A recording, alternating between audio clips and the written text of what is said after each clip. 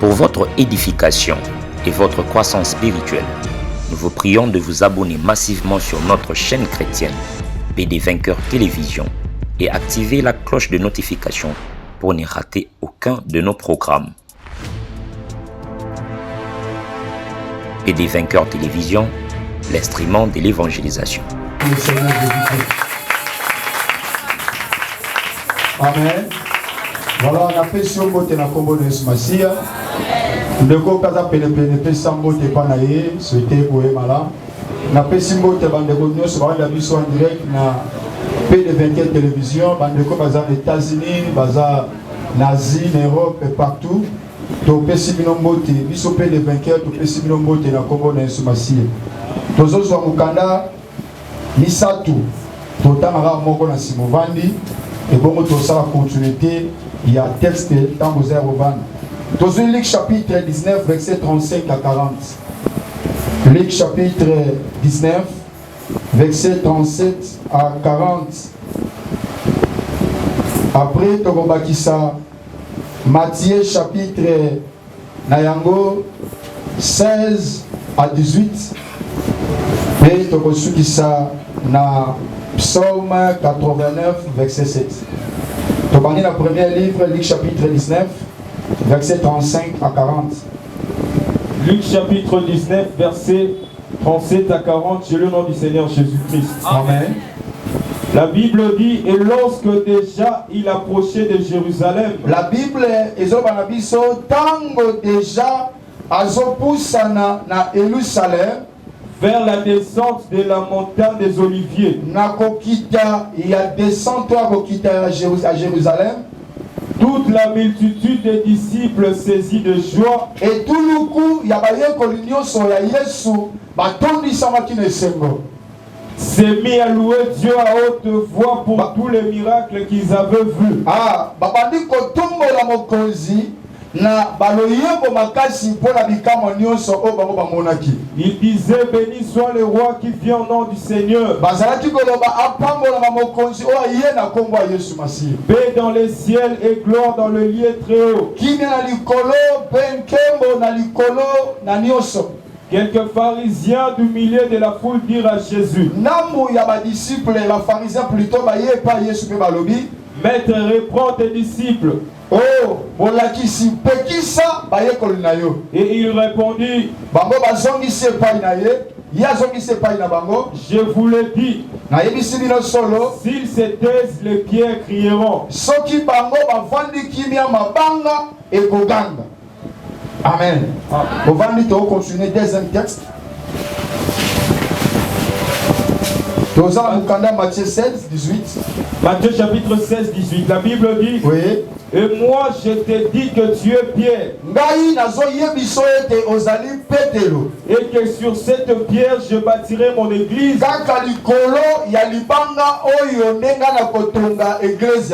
Et que les portes de séjour de mort ne prévaudront point contre elle.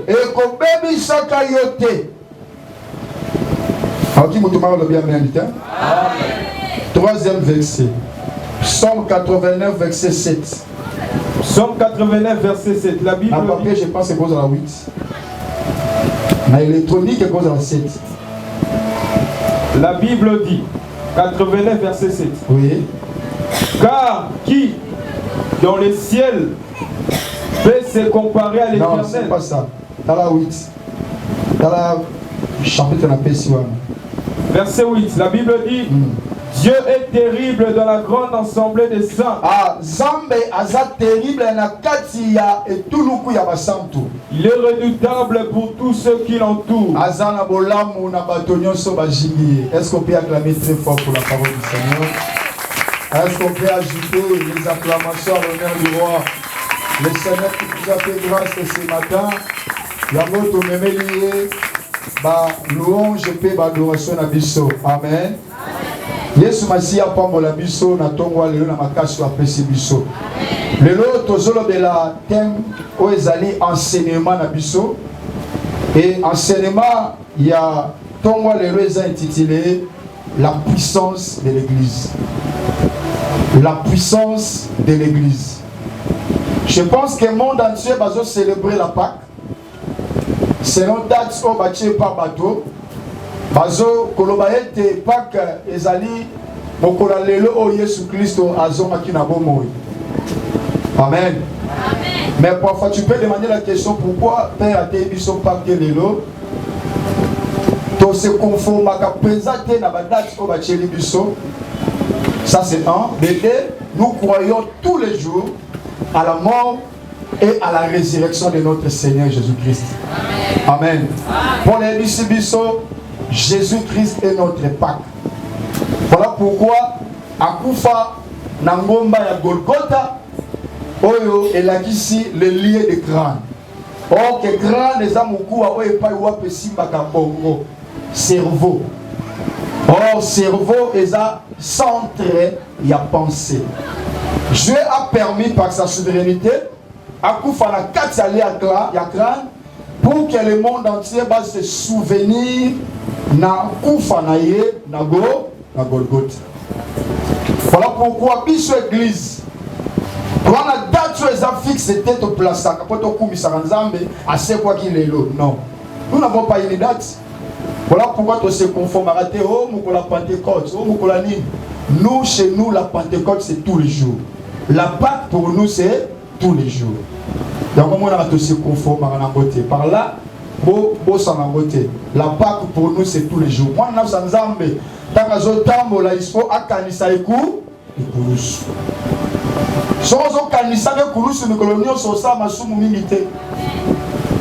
Parce que c'est par là que nous sommes sauvés. Alléluia. C'est par là que nous sommes sauvés. Lorsque Samson a omis Kosi a Koufi, accueilli, et si quand fait tes alaki, aïe ici, bah toi le fait, ça va dire, moi toi qu'on peut s'en énigme. Na kopesa ye cadeau ya 30 chemises na ba présent mususu boye bisangai de celui qui mange est sorti de ceux qui se mangent, du fort est sorti du doux. Et là qui s'est dit azo parler dans koso aussi akufaki o azalaki makasi mais dans zela na ye apesi biso miel o eza pratiquement impossible nyama so akufa pesa ko kusu mais on peut salir miel. Alors apesa qui énigme lycée soit la kati il a fait pour que tu n'as fait il va se distraire pendant qu'on sont mélangés on comprend que tout n'a qui dit son question pas Samson et que na oya leki makasi na oya liaka après si biso ya pété et là qui signifie parce que même dans qui ceux qui vont répondre malam na pesi bino cadeau mais ceux qui vont répondre était na bomi bino. Alors, Moutouno, ça va comprendre, mais tout ça, les forts, tu as une interprétation énigme. Pour ceux qui ont interprété ma bête au Koufa. Alléluia. Mais là, quand tu as Moutouno, soit qui est invité, Azaki na likanisi braqué vers l'interprétation ou encore l'explication énigme à Samson. Parce qu'aucun contraire à Koufa. C'est comme ça. Le lion qui meurt dans la forêt, c'est notre roi Jésus. Azokufa le goût, le koulous. Azokufa pour faire sa vie son miel qui est la grâce. Otozolia, lélo. Voilà pourquoi Batonio sont pas chrétiens. Ozobika le koulous. À tous à la fête, à tous à le pembe, à tous à la marché, partout au sali. Il faut ma canisina yo que le wapi. Le koulous. Et si quand cause ça sera gagné, akufaki. Donc on peut sa vie son d'identité. Voyez, pour être tombé, le Pâques est tombé pour communauté. Pour la mission Pâques, c'est ça tous les jours. Donc, pour impacter. Mais pour nous, la Pâques, c'est tous les jours. Attends, mon temps qui est l'hôtel. Aïe, ça, le choumou. Mais il y a un roi qui était mort pour moi. Mon temps qui est là où les azoteka. Alors, il y a mis ça, non, il y a quelqu'un qui était mort pour moi. C'est ça, énigme. Pour tout le monde comprendre, gars. Voilà pourquoi j'avais dit ça, Nicolas Leki, que Bisso a un appel de vainqueur. Tu peux savoir date sa Pentecôte, tu peux partir à Mindele. Au Moni, Nzela ya Ikunusu, chemin de la croix, jeudi saint, vendredi saint, lundi saint, tu peux savoir voter. Pour Nabiso, Yesu Christo, Akufa, avant Namote Manabiso, et tous contempler du colonial. Est-ce que tout le monde comprend notre tombe le acclamer très fort le Seigneur? Mais là, le Lobamoko, pour permettre à Nabiso, tous à la présence Seigneur na tombe sur la puissance de l'église. Bien-aimé dans le Seigneur, l'église, Otozomona, Lelo, et Zakelo au Saralate, Outa et Bandelia Mokili, c'est-à-dire Genèse. Autant la Genèse chapitre 1, si au celui-ci, na Malachi, et ça, le prophète de mon côté, à l'Obanati dans l'église. Avant l'arrivée de Jésus, selon les théologiens nous ont dit qu'il y avait des prophètes majeurs au précédent qui est sous Massia à Nazareth. Et eux aussi ont prédit l'arrivée de Jésus. Ils ont prédit la fin du temps, la fin du monde. Mais aucun prophète n'a qu'à sa Bible à l'obé latine et l'église. Église est un mystère. Aux améboko à bombaki pour dévoiler dans Tangwasuka. Église est un peuple au yoapi, balingi ba consommer au esa grâce. Alléluia. Dans Luc chapitre 19, Jésus-Christ est fait contre en à Jérusalem. Mais parce qu'il devait signifier qu'il était le roi des rois. Comme tout roi, il faut compter la carte. Il y a gloire. Il y a ici des disciples. Alors, bon, il y a un punda. Oh, moutamate la tête. Pour compter la carte à Jérusalem. Baké baluki punda. Bazu punda. Punda baloko qui s'amokonzi. Mais la Bible dit pendant que Christ a mati na punda. Batonio sont basés qui voient comme ganga l'honneur du roi. Oso comprendre un mystère. Ba pharisiens bango ba gangité. Mais bato bazo gang ezanani ba yekoli. Pourquoi?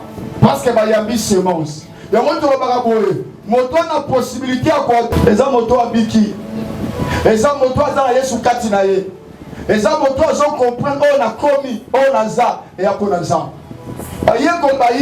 La Bible les ont martelé très bien que bazalaki koganga pour la bikamo on va mona kinzambe Jésus-Christ a ça qui l'a mis sous la bango. Mais les pharisiens va qui bikamo wanate. Et il y a une église, ils ont différents païens. Et semble na yo et que c'est na ya bango. Bango va ensemble la différemment na yo parce que yo o yebi bikamo zamba sala pour la bombo ina yo. Bisika mokoza zwa yo yebi. Na kati ya poto na fulu. Akena ko lokoto parce que tout le monde se va boki sakiyo. Mais le Dieu tout puissant a accepté de ya ko kitati bisika zali azwa yo a retirer bisika wana. Mutunyo soza témoin mi pa Yesu masi azwa moko na moko.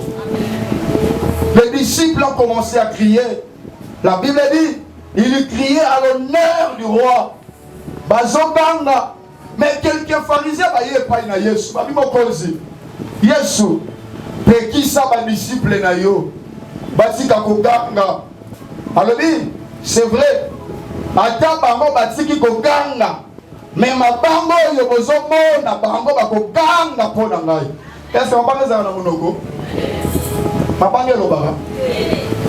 C'est que Nzamba s'adresser à tout un peuple. Alléluia. Donc le fait que les pharisiens, c'est ça dit, les pharisiens qui n'ont qu'un Nzambete. Parce qu'il n'a pas ça, il y a Yesu Massiate. Raison pour laquelle Jean chapitre 1er, verset 11 à 13 de la Bible, ils sont venus chez les siens, mais les siens ne l'ont pas réussi. Maintenant, tournez vers ma banga. À tous ceux qui ont reçu, à ceux qui croient à mon nom, je lui donne le pouvoir de devenir un enfant de Dieu. Le pierre dont il était question, c'était l'église. Israël, il rejette le roi. Village Jérusalem, Ata Yope, Soko Yebaki, conditionné Tanayo, encore rejeté Maïté. Israël rejetait le roi de moi. Israël rejetait Jésus-Christ. Jésus s'adressait aux pierres. Alors lorsqu'il a constitué les disciples, il y avait parmi eux, les disciples, un homme qui s'appelait Simon. Lorsqu'il a vu Simon, à ce moment pas Simon, toi tu t'appelles Simon, mais tu seras plus appelé Simon, tu seras appelé qui? Pierre. Zambé a suivi toute une nation, à quel kangi ça va pas moutouma comme Pierre. Donc si on a Pierre, Simon, alors qu'il mange l'église, par exemple, il a révélé mystère et tout. Voilà pourquoi, dans le deuxième verset de Tangi, dans le Mukanda, il y a Matthieu chapitre 16, dans le verset 18, ne suivez pas les hommes qui se révélent facilement. Azoloba, toi tu es Pierre. Dieu, Jésus-Christ a s'adressé à Pierre à Timothée. Tant que Pierre, Jésus-Christ a s'annoncé na toute une nation bayebi Yesu Masiate. Abi bino boza libanga likolo na bino nde nazotonga nini église na ngai. C'est par là l'église était sortie. C'était pour la première fois dans mon okokolo. La prophétie de l'église sort. Na yonde na votre église. Alléluia. Parce que ceux qui sont là, bakana Pierre. Mais si c'est comme Pierre est pasteur à l'église. Pour Pierre était pasteur à l'église de Kouna à Jérusalem. Et c'est à Koufa pour là. Aujourd'hui, il y a combien de pasteurs à l'église? Alléluia. Bah pasteur pasteur Mike Bazali au l'église.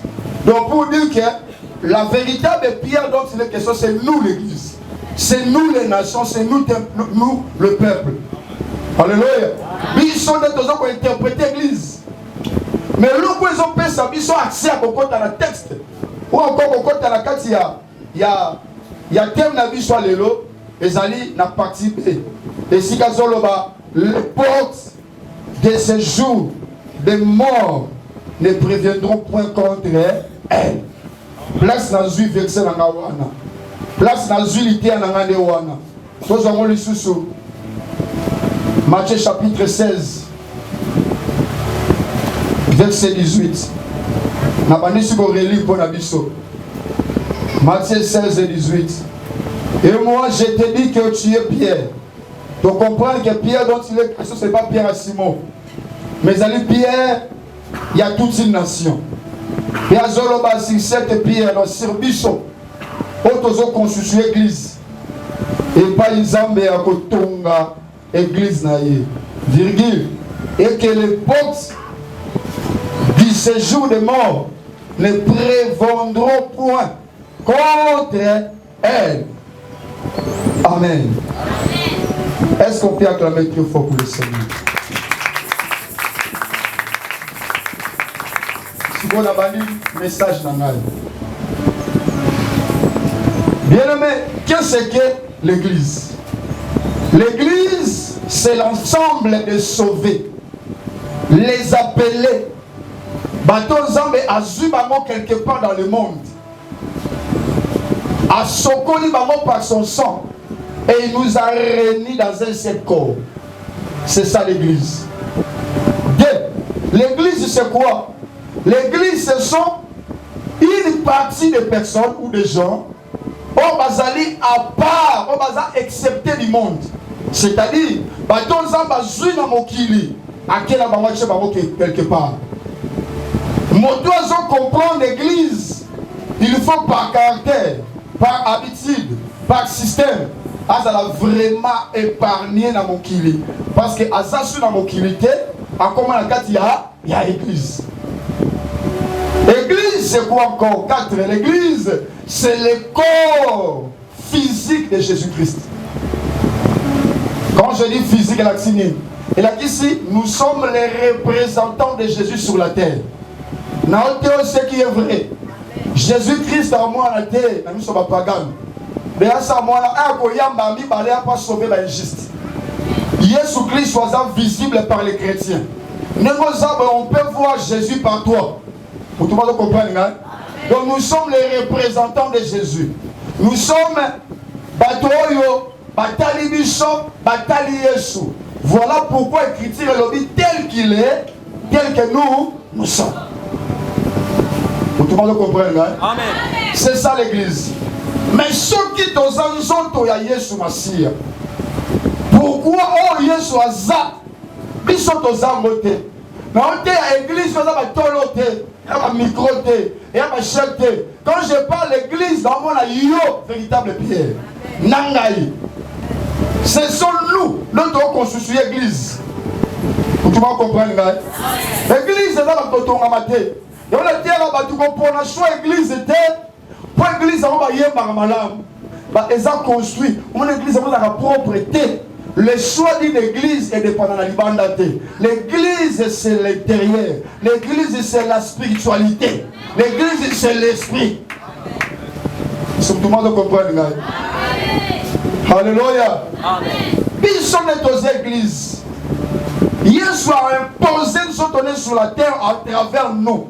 Lorsque Jésus-Christ disait à Pierre que tu es Pierre, c'est toi je bâtirai mon église, cela veut dire tout simplement qu'à travers toi, l'église sera née.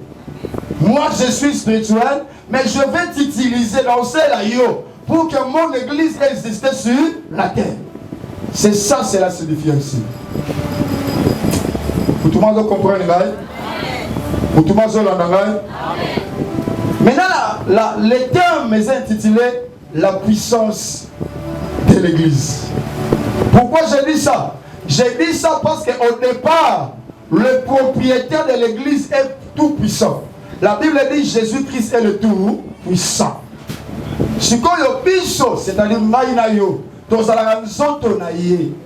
Le mot nzoto naïe, il faut tenter auprès de la puissance en âne. Il y a Yesu. Maintenant, réaliser. Tout ça, la réalisation ensemble. Est-ce qu'aujourd'hui l'église de Jésus est puissante? Est-ce que l'église de Jésus-Christ est puissante? Dans le monde, vous allez remarquer plus. C'est la sorcellerie qui est puissante par rapport à l'église. Mais non, nous avons aux Amamboué, aux Jean, aux Philippines, aux Anan.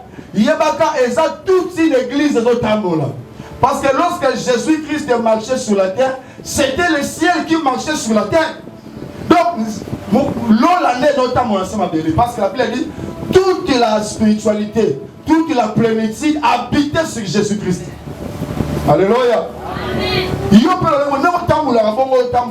et ça église des autres, c'est-à-dire nous autres à Jésus Massi. Église n'aime pas Bandoki.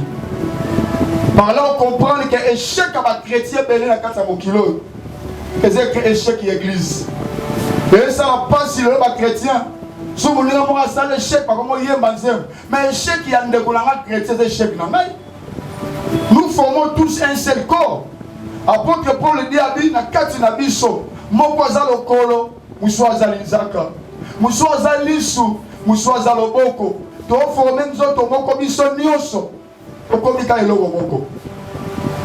Mais comment se fait-il? L'occultisme est en plein plus que le christianisme. Aujourd'hui même les chrétiens en bandoki. Comment les chrétiens ont qui bandoki? Chrétiens sans impact. Chrétiens ont la prière sans effet. Or que la Bible dit les portes du séjour des morts ne préviendront point contre l'église. C'est-à-dire, les sorciers, les magiciens, les marabouts, les coquilles qui l'église en Zambé. Ça, c'est Jésus qui avait dit ça. Malheureusement, les Zamba, le qui a voyé Moko. Et que les qui a famille na bino. Les coquilles qui l'église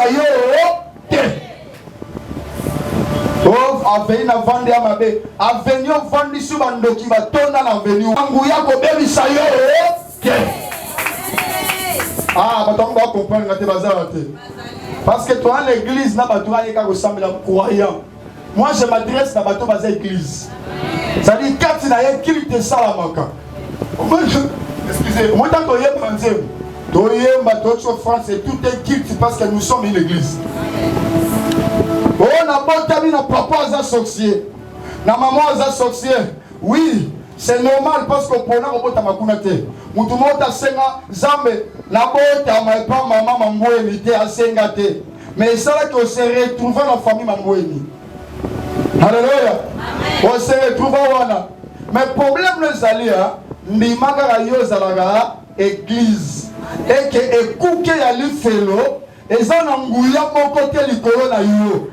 Donc ceux qui balient c'est salamaka. Si ma kambelo ba ma na komba ba koko na bino. Et que motakolo kota na lilie oyo, il faut kuta yango oui exia manango. Wana zapo na bango. Mais nga nazali église qui donc ya famille et ana nguya te likolo na nga.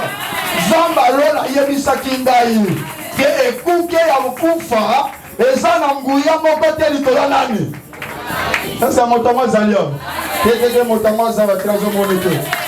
Est-ce que motango zao? Motango zao. Yango koba la pongia kimia. La pongia kimia. Ata lo pongo futa kinokeza makasi dora mpe. Si une église. Ata bandoki ya Kongo basangani pona yo. Église koki koninga na soki boke. Parce que Nzambe nde motazani zoto na yo. Alors l'église là va tout le salité. Auto tourner na bato ba bato c'est ba spiritualité. Non par l'église ezali yo esprit na yo.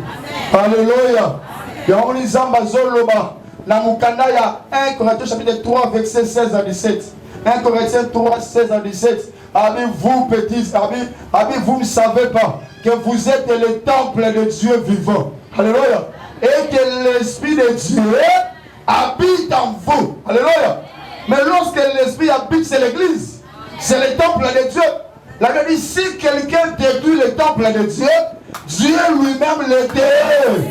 Ah, je prophétise pour une maman. Oh, ça combattu dans la famille. Oh, ma coco combattu au miso. Ma non combattu au miso. Ma koya, ma kobumbisa la bango. Ma koluka, ma chabitambo. Mais yo, ça y l'église, tu ne seras jamais vaincu.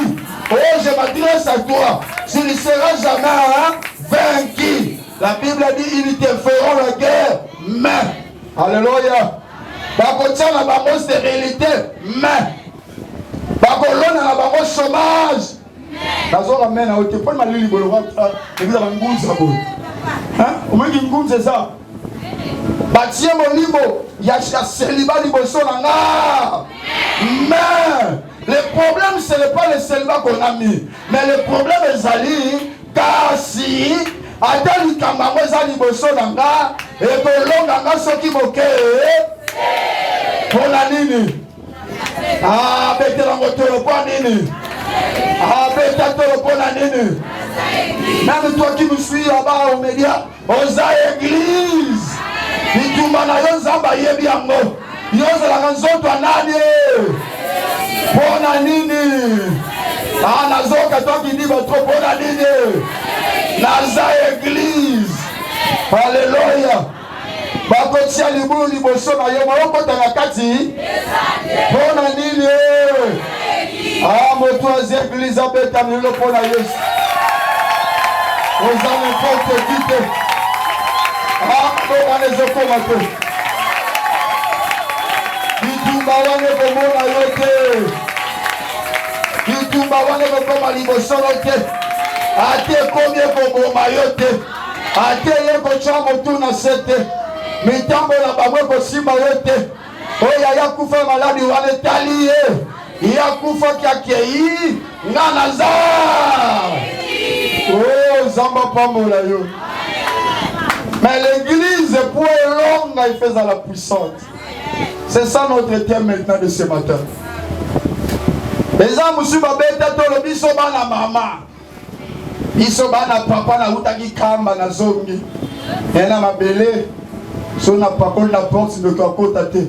Laisse-moi te dire l'occultisme, la magie, la sorcellerie. Parce que travailler dans la rapidité makasi.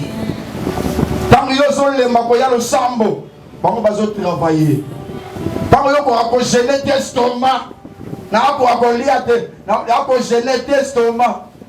Mais sans un problème, estomac, regardez. Attends, 16 heures, on est tous à kimia.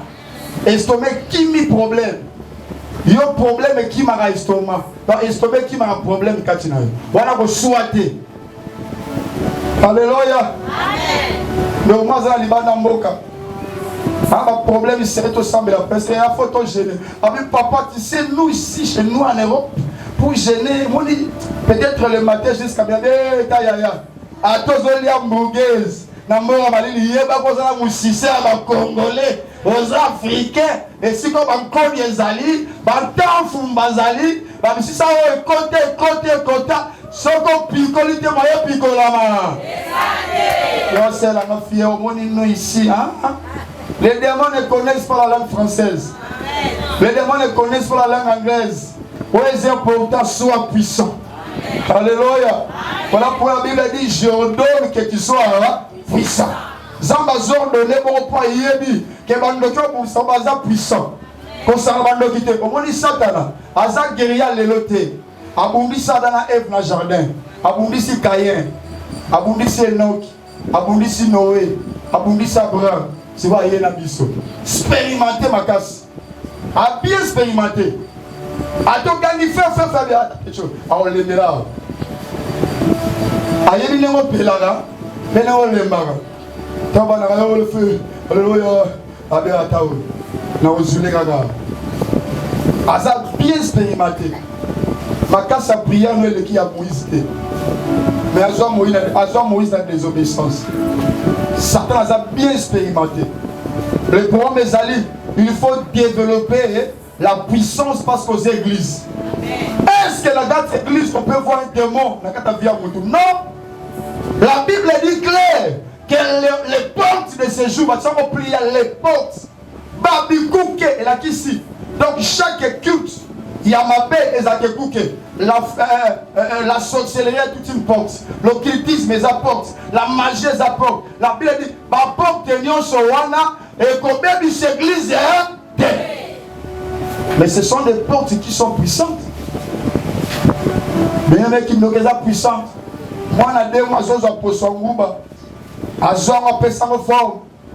Je suis en catastrophe comme avion. En matière qui est poto. On est dans le auto. C'est la puissance. C'est la puissance. Moi, il y a 6 ans, je suis en combat, c'est ma vocation. À Téléma, c'est le mouton, métier comme.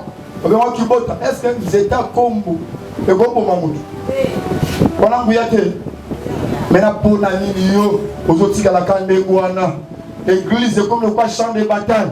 La délivrance n'a pas été accueillie. Maintenant, il est à Kouloutou. Et maman Kouloutou Koufa. Jusqu'à quand? Mais le Seigneur, oh que la Bible dit, les portes de ce jour de mort ne préviendront pas contre moi, église. Ah, la Sakoli, il est mon so diable contre la Katinayo. Oh, ma lien famille, il est mon sa coutume. Oh, t'as mon bon thème, il m'a dit en mot. Oh, diable contre la facilité.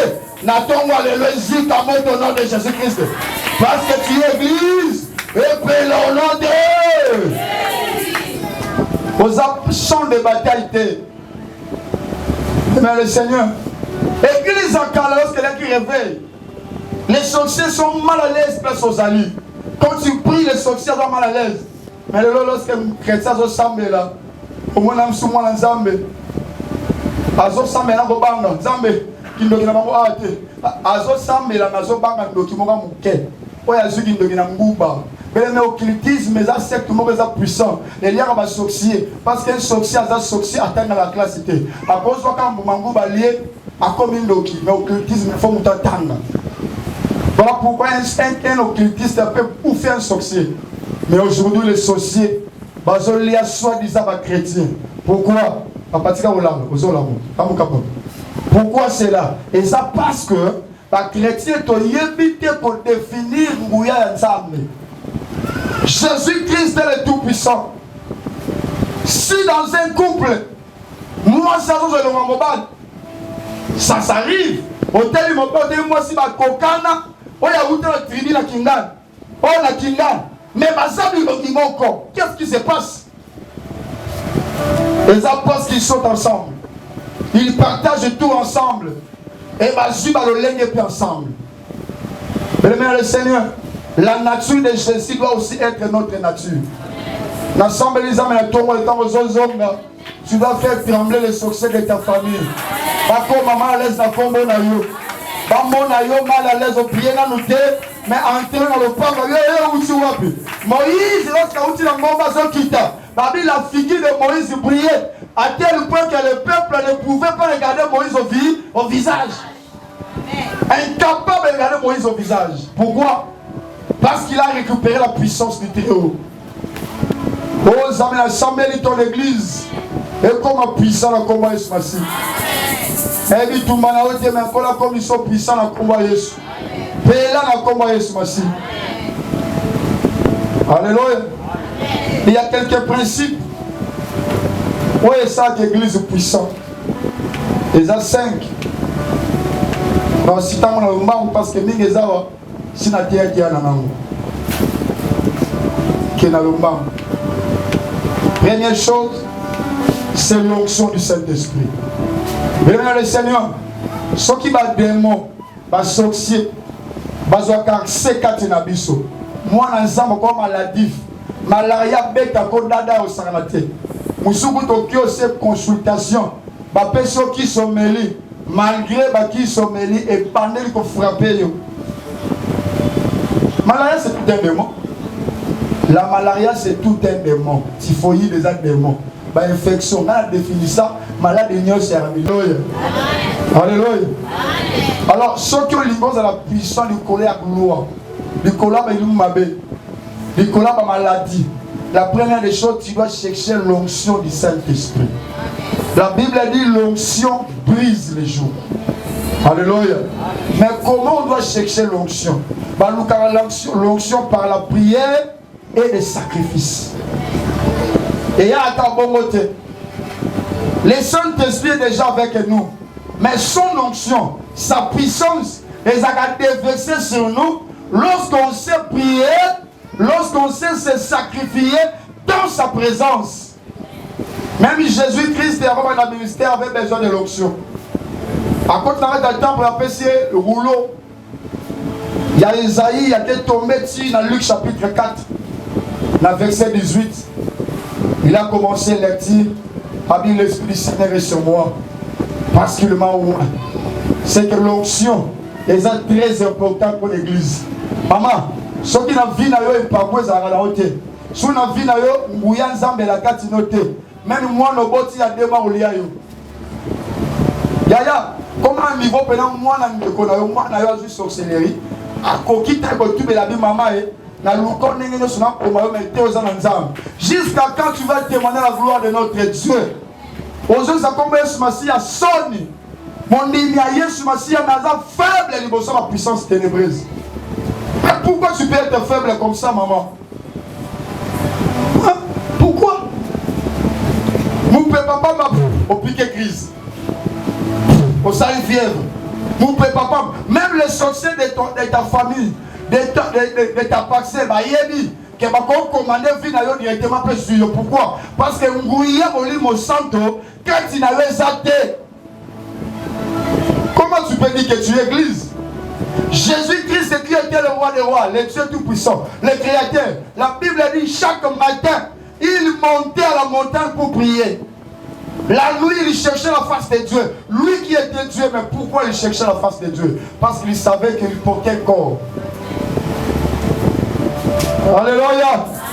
On à l'église, il y a un problème. Parce que le monde a été le Luka capable de déstabiliser Vinayo.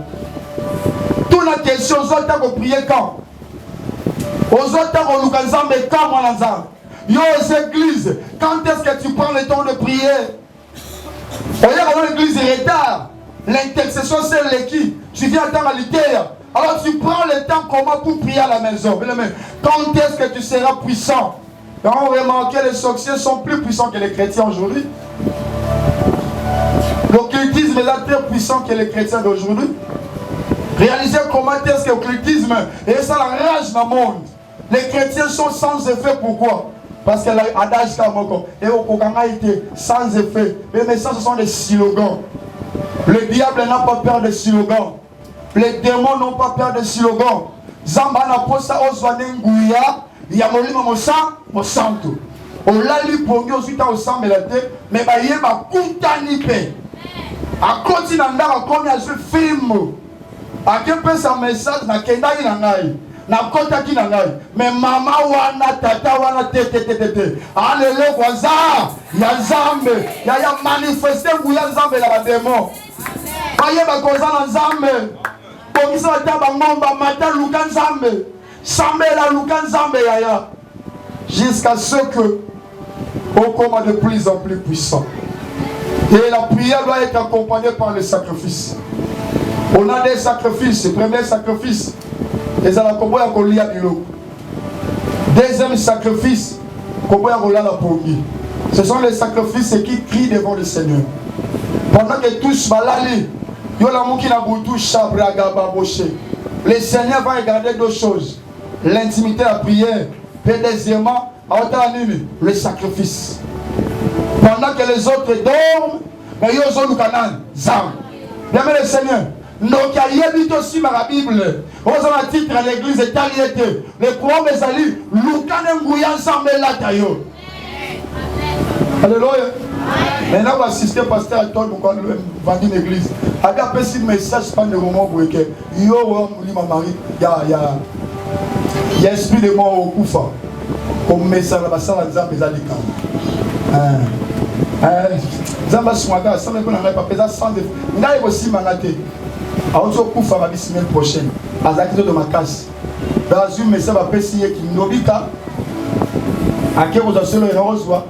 Dans ma cadence, va pointer, va écraser mon tournage. Demain le Seigneur. Est-ce que à la chrétienté, Satan allié à ma chrétien va aller faible. Pour ça sans puissance. Pour ça bongo, va vous bouffer. Mais prends le temps de se sacrifier devant la présence de Dieu. Pendant que tous vont s'avancer, toi cherche Dieu.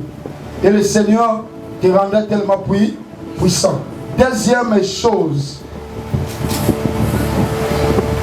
les alliés, la sanctification. Au cause de une personne pleine de prières. Au sein de la ramacasse, mais ceux qui combattent ensemble, quand tu nous as dit, aux alliés, il y a Satan. Loba simanga imoto nyonso atambolaka na via masumu azabile ya Satan. Siko Satan yebi via moto moko na moko za. Ebika yoza moto lokuta, yoza moto na ekobo, yoza moto milangwa, wana possibilité te. Hein? Apola la trompe, apola la mingi vraiment ça makazi. Masola politique la pomité mes prières postées trop là. Bunda papa. Sur les qui m'a dit que la cible. Bien-aimé dans le Seigneur, la sanctification vient du mot latin sanctus. Sanctus qui veut dire à part, c'est ça l'église. Ce qu'on lit dans la puissance, force-toi à craindre Dieu. La crainte de Dieu, c'est difficile parce que nous portons la chair. Même Jésus-Christ lui-même avait compris que nous portons la chair. Quelque part, l'esprit est bien disposé, mais la chair est faite. Si le diable a profité lorsque nous tombons dans la paix, dans le péché. Et force-toi à vaincre le péché. Alléluia. Sans réaliser pour être chaque chez les gens va prier pour toi. Monsieur Makaou Sangal, oyebi famille au bon temps bien. Parce que la plupart des gens, c'est 95%. Ma famille est pour là. Solo, famille solo ya loi. Donc au côté de la vie solo, venez à mon père que j'ai dans la famille. Solo qui tout. Autant l'histoire bizarre. Ma famille est très compliquée. Mais moi, la mouton, ça va ventir la famille, ma belle. On peut faire un autre. La famille, on t'a somme tout rasé. La histoire, on tout comme ta somme. La somme est un fait au hasard. Alors, on se fait la cape pour moi. On l'outil sérieux, nage nayo, ok, dans la beauté, nage nayo, on comprend que est venu prier, que est venu chercher la face du Seigneur. Aux hommes risquent pour faire le rôle en tabac, le rôle en moi. Même l'église a trouvé des logiciels pour super zal pour aller à l'église. Voici le qui fait ce collier qui va le soutenir. La famille n'a pas. Pas Kunda Moutoua n'a pas maman Kamba Kala 2001. Et ça la souvent monté maman. Abenam tu abenam te bela de moi. Yona naza mutanzela. Pourquoi dans les na mona ka fit na koti donc. Vous savez qu'elle va vite na e attends ma vie. Donc mais ça temps la vite na e. Mutanzela. Mutabalaba la bango voisin.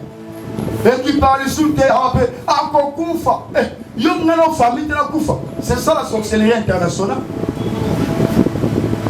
Alors, Yaya Kobanga Nzambe ne préserva Kamutu. La Bible a dit l'ange de l'Éternel campe autour de ceux qui craignent l'Éternel. Et Bazapla va arracher Bishon Adara. Grand Dieu marche dans la sanctification. Ouais, c'est la bande, on s'en est à notre tête. Laisse-moi te dire, ta femme ne connaît pas. Mais Zambamoni, les démons aussi connaissent. On va révéler. Les démons connaissent que tu l'as fait. Voilà pourquoi certaines prières, elles ont su efficacité. Alors prier mais sans effet. Pourquoi? Quand tu pries, les démons disent hey, yo.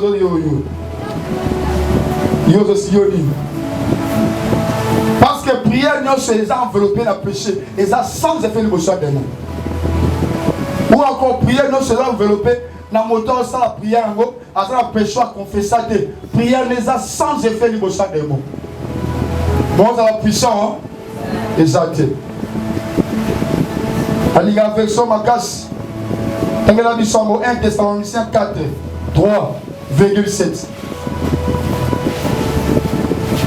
1 Thessaloniciens 4.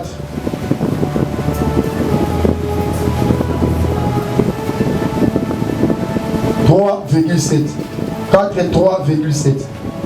1 Thessaloniciens chapitre 4, verset 3. La Bible dit, c'est que Dieu veut, c'est votre sanctification. C'est que vous vous absteniez de l'impudicité. Verset 7.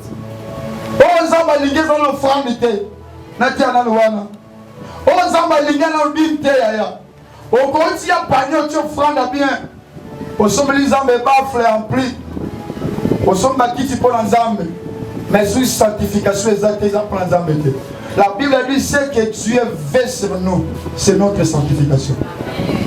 Et que tu s'abstenir, na suyer à mon kilo. Au cours la bien, mais si vous ne pas la connaissance de la parole. La connaissance de la parole. Osée chapitre 4 verset 6.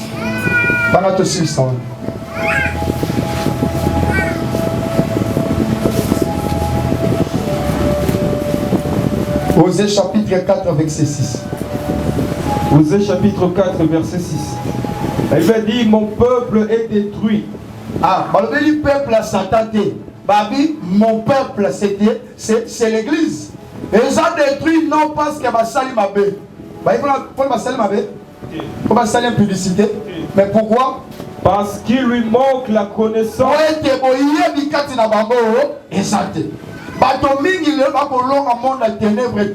C'est parce que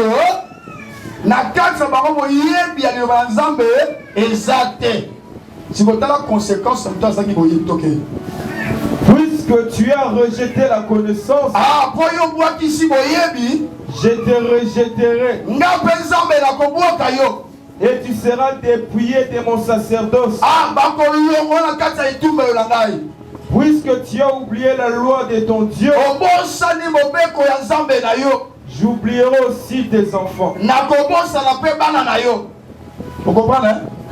Jésus Christ a Satan. Dans Matthieu chapitre 4, la prière. Satan ici il est écrit. Ici il est aussi écrit. Combien d'enfants de Dieu aujourd'hui, moi, nous connaissance la parole de Dieu. Moi, nous avons des athées. Et nous sommes comme ça, dans le l'église, moi, l'islam. va faire des habitants. Je ne sais pas il y a quelle manifestation. Mais on est l'église d'Abisso. Quand tu dois mourir, si on est l'église, on peut changer d'accès pour les postes. C'est là que mon papa m'a dit qu'il l'ennemi. La connaissance de la parole est ça toute une arme. Oui, il peut s'améliorer d'une manière spirituelle. Pour tout le monde, mais dans les lots, combien de personnes ont la connaissance de la parole de Dieu? On a le dit, à la sacerdoce de l'église. Ils ont vaincu par mon ténèbres parce qu'ils ont battu encore sur l'église. Ils étaient ça depuis hier. Mais le Seigneur, il faut méditer la parole.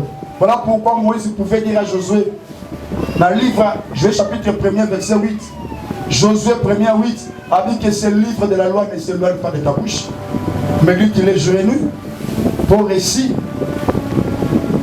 au linga samalam pesate, ensemble les rapports dans le rôle à Kisi, Congo Bololo, aux la puissance de l'ennemi. Bref, pour terminer, aujourd'hui, la puissance d'une église est dans le Samaga 1, lorsque nous savons à tout prix, à toutes circonstances, Toyebi, Kotanga Sangamalam, Kolingango, Komelitango, Kosepeanango, c'est ça, et l'eau de Sakabiso, tous à tout moment, la présence en âme. Alléluia. Deuxièmement, lorsque nous savons marcher la crainte du Seigneur, et à ce que tu vas gagner bandeli, et ça lorsque Toyebi Kozana Molimo Santo, dans le Sambo, Père Kolukanzam, que le Seigneur vous bénisse. Que le bateau semble.